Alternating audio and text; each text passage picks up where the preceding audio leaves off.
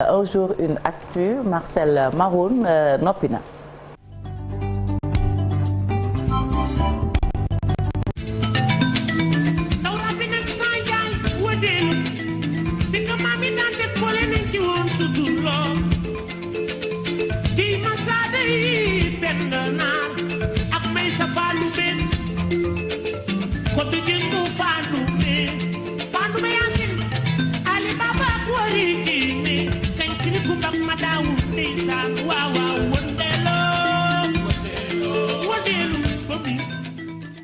Un jour une actu Marcel la ñuy dalal tey nag ñu waxtaanee njàng mi négociation diggante nguur ak Sénégal ak G7 mu mel ni samedi dañu doon xaar quand même ñu trouver solution mais li nga xam ne lañ koy nar a tàmbalee mooy laajte rek est-ce que dégg nañ l'appel des élèves yi nga xamante ne jot nañ wàcc ñoom ñu bëri ci mbedd bi ngir réclamer seen i droit à l'éducation. Nous voulons étudier s'il vous plaît sacrifier par exemple donc mu di woon ay messages yu bëri yu xale yi génne woon pour mën a fexe rek ba nit yi def effort en tout cas autorités yeeg enseignants yi ngir fexe ba dellu ca salle de classe yi mais soxna Fati le G7 coalition bi regroupé syndicats principaux syndicats du secteur de l'enseignement au Sénégal daal ñoom neneen dañuy décider maintenir seen mot d'ordre de grève échec des négociations dites de la dernière chance ba amoon samedi bi passé aux grandes dames du ministre de l'éducation nationale Mamadou Talla maa ngi fàttali ne keroog ca source A mu ngi doon wax ne mu ngi doon afficher sa confiance doon annoncer benn accord certain buy nar a am waaye ba léegi accord amagul donc conséquence toujours pas de retour en classe pour les enseignants et les élèves soxna Fati. aywa négociation yi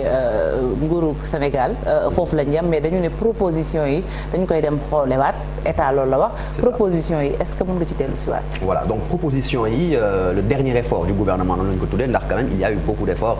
que le gouvernement a consenti samedi bi passé donc enregistré ay en tout cas syndicalistes yi daal di enregistré plusieurs propositions bu jógee ci gouvernement bi ngir fexe ba génn ci crise bi am ci monde scolaire bi ci secteur scolaire bi fii ci Sénégal lu mel ni revalorisation salariale des différents corps des enseignants de l'élémentaire du moyen et du secondaire ñu daal di itam yéegal li mel lu jëm ci wàllu indemnité logement ak revalorisation indemnité enseignement ou de contrôle et d'encadrement ñu daal di itam proposer externalisation du prêt DMC auprès de 4 banques avec prise en charge totale par l'État des frais de dossier et des intérêts ñuy fàttali ne DMC ci boobu lay yëngu mu di benn prêt boo xamante ne ci wàllu immobilier la jëm terrain wala tabax kër waaye enseignants yi bu ñuy fay du ñu fayaale intérêts yi donc loolu mooy particularité bi et puis nouvel effort du gouvernement dont l'enveloppe globale d'offres est passée donc keroog maa ngi ko doon wax 69 milliards là on est à 90 milliards de francs CFA chaque année donc ñu xool impact yu mu nar a joxe quelques exemples ci augmentation de salaire net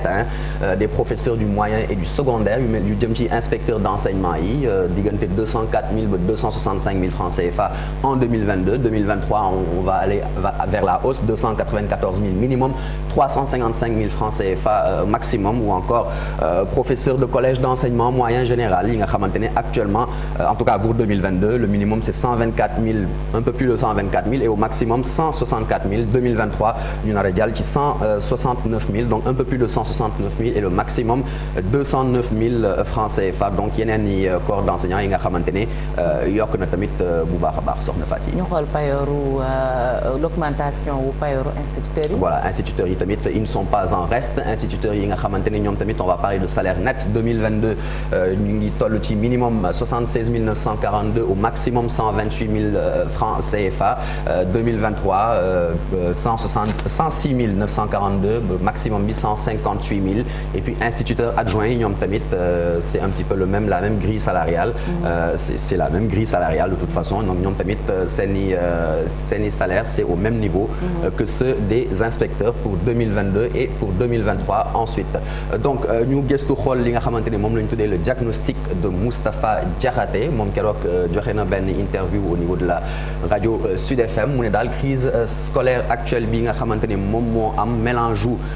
ñaari mbir la ñaari facteur d'abord irresponsabilité gouvernement actuel bi nga xamante ne moom dafa signé woon ay accord avec le mouvement syndical waaye fu mu nekk nii daa mel ni daal respecté wuñu yooyu les accords ensuite extrémisme syndical bi tamit c'est légitime quand même le combat que les travailleurs mènent parce que dafa am lu mu tuddee désarticulation ci système de rémunération ak écart de salaire inouï dans la fonction publique mais il doit y avoir des limites. On est arrivé à un niveau où école sénégalaise dafa daal gën a affaissé wu de sorte que sénégalais yu bëri fu mu nekk nii ñu ngi yónni seen i doom dans le privé donc ci wàllu fonction publique bi nag ñuy fàttali que yenn corps enseignants yi ñoom nga xamante ni ils ont le même niveau d'études que certains magistrats par exemple dañuy laaj ñu leen di yokkal ñoom tamit seen salaire à salaire égal à diplôme égal salaire égal ou traitement égal loolu la ñuy faral di wax donc quand on sait que yenn magistrats yi ils ont par exemple 5 fois plus de salaire que certains enseignants ça pose problème effectivement. aywa dernière question pourtant ñi ngi dundee yaakaar. Pourtant ñu ngi dund yaakaar ndaxte il y a encore une nouvelle dernière chance jeudi lay nar a am la reprise des négociations seul point d'accord buy nar a am mooy révision décret ak arrêté organisant les examens et concours ndaxte fu mu nekk nii nag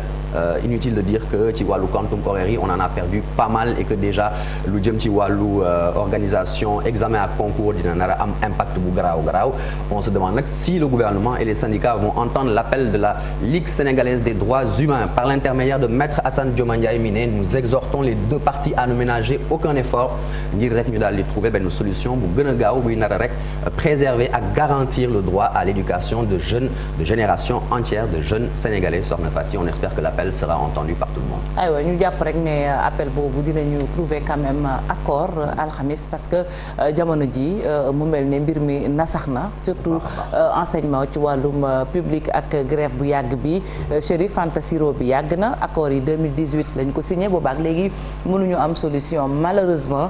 malheureusement xale yi ñoom ñoo ci loru. xale yi ñoom ñoo ci loru ba tax na sax ñoom ñuy jiite gouvernement scolaire yi en tout cas fii ci Ndakaaru tey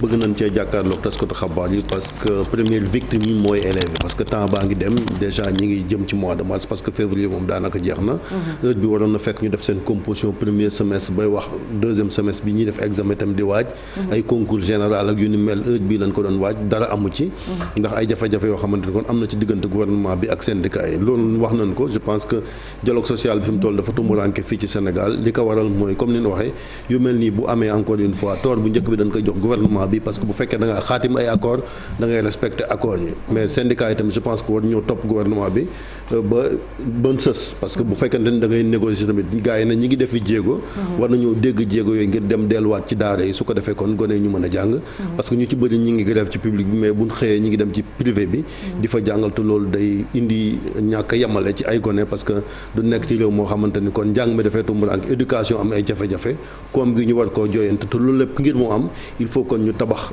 société bu baax na ngir tabax ko éducation kon moom mooy sookal bi gën a wóor Fatick. jërëjëf Chérif ci commentaire boobu léegi ñu jàll ci leneen muy